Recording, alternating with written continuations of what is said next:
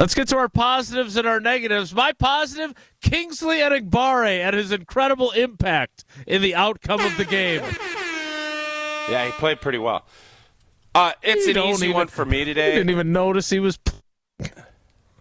The offensive line is the positive, and I know Josh Jacobs is the low-hanging fruit. He had a really good day. But why I loved what we saw yesterday, San Fran for years, it's been they're the bully. We're the nail, they're the hammer. Well, that all flipped yesterday. And, yes, you put all the caveats you want. I don't care. Football is a game about action and showing it, not about talking about it. And I thought our guys did that. And what I really liked, and this is where Homer and I discussed, Matt LaFleur was forced to call this kind of game. He was forced to continue to run the football because the guys were moving bodies and giving him reason to keep calling run plays. And Josh Jacobs to get that many touches in a game where the opposing team was not going to be able to do much on offense because of their injuries, you executed a plan the way you were supposed to. So Matt LaFleur was able to do that. Josh Jacobs was able to do that because the big fellas up front were able to do that. And you could flip it, and I'm not going to take two positives because there's plenty to go around, and both sides of the line of scrimmage were dominant yesterday. I thought both sides. You shut down McCaffrey.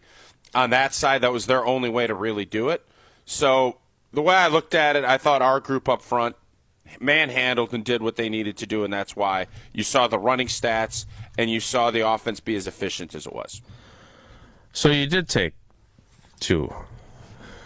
You took the offensive line and the defensive line.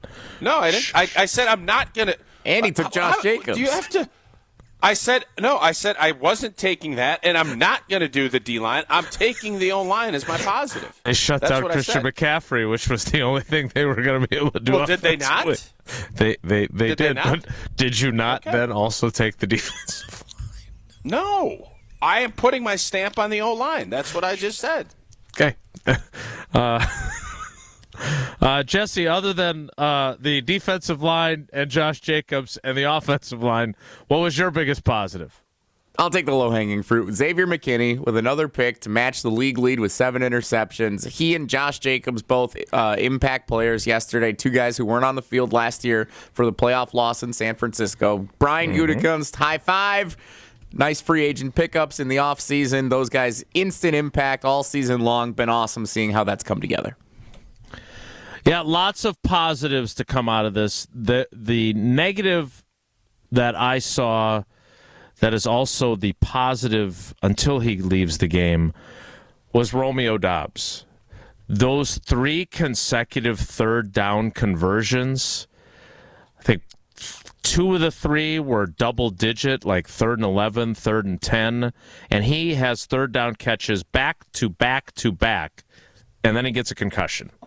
So that is both the positive and the negative, because I still feel like he is the best third down possession receiver guy, and we saw it yesterday, and now on a short week. The only time I've ever seen a guy get a concussion on a Sunday and play on a Thursday was when Danny Trevathan lit up Davante Adams. Yeah, he shouldn't have played then either. I don't know. And then he played on Sunday or Thursday the following week. I don't know. I don't see that as being healthy, and I don't see that as happening for Romeo Doubs. So he is both my positive and my negative after Tausch took 3 different things for his positives. Do you trust 87? Trust him to not play, or trust him? 87? No, do you trust him? No, that's one of my concerns about him still, is that he's – but I think that's a function of the offense, right? Like, Jaden Reed didn't do a whole heck of a lot yesterday. Like, this is the reality of how their offense works.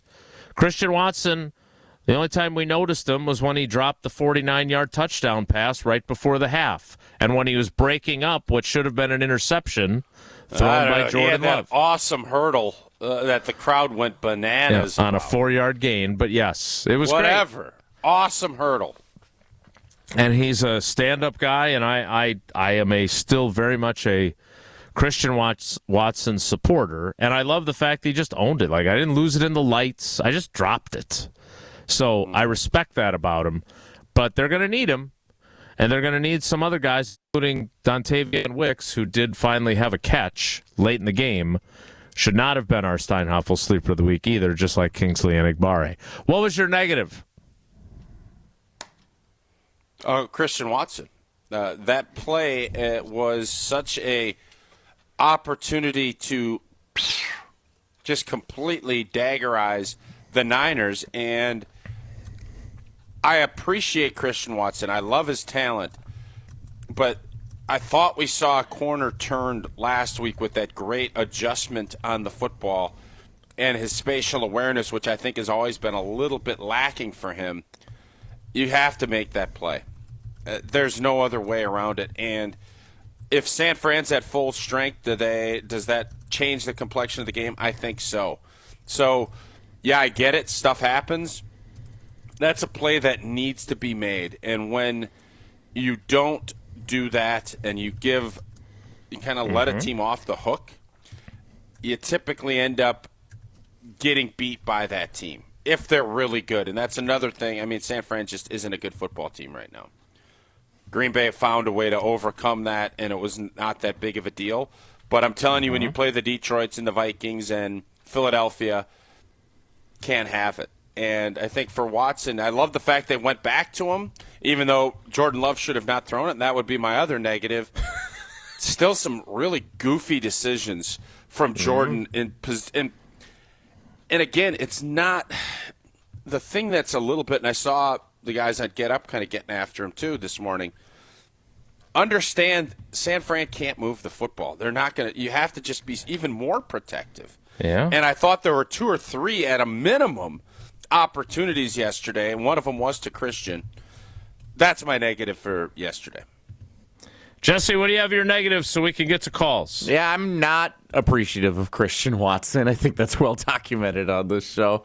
No one does. Who did you compare him to? Because you compared Romeo Doubs to Alan Lazard. Yeah, Who did you compare Watson to? I don't know. Someone who doesn't play very much. No one does more with doing less than Christian Watson. His stat line yesterday was 1 rush for 4 yards.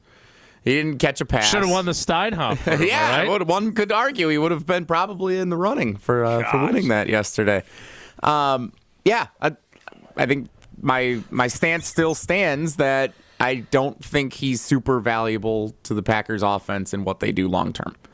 Like, I think you have plenty of other guys that they've been able to insert when he's been injured, and the offense in many cases looks better without him. And I know you guys have argued the opposite of that, but I thought yesterday was another example of that. And if I can't pick Christian Watson, since Tausch just picked it, then the Bears losing after coming back down 11 in the final 30 seconds. So the Packers are still in third place is my negative.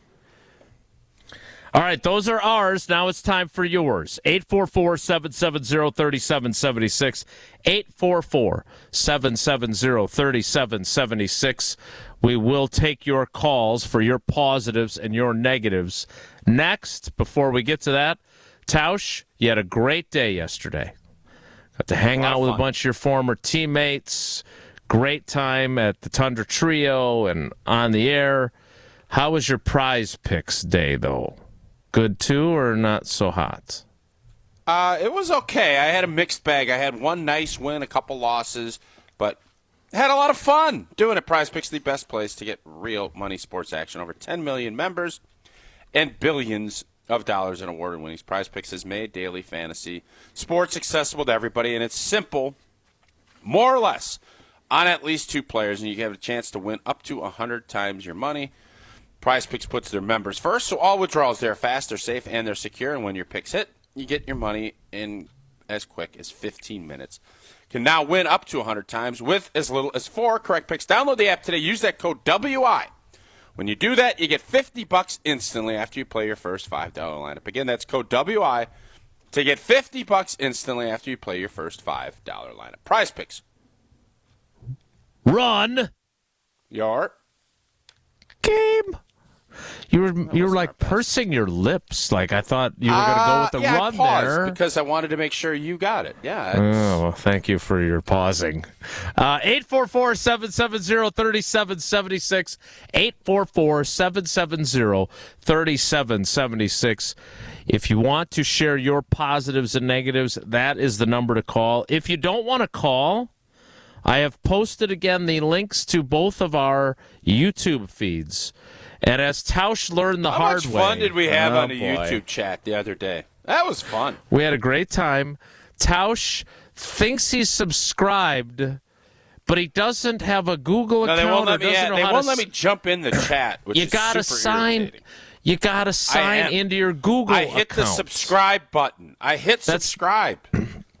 But if you're not logged into your Google, you can't chat. So this is what you did in the Digi when I was gone on Friday? Yes, he was not pleased about his inability to engage with our very loyal folks that were in the YouTube comments, which is, that they still don't like you because you called them dwellers, but they like us, at least today. Although they think I'm a little negative today, which, again, fine. I don't think that's true, but we'll get to your positives and your negatives next. It's Wilde and Tausch.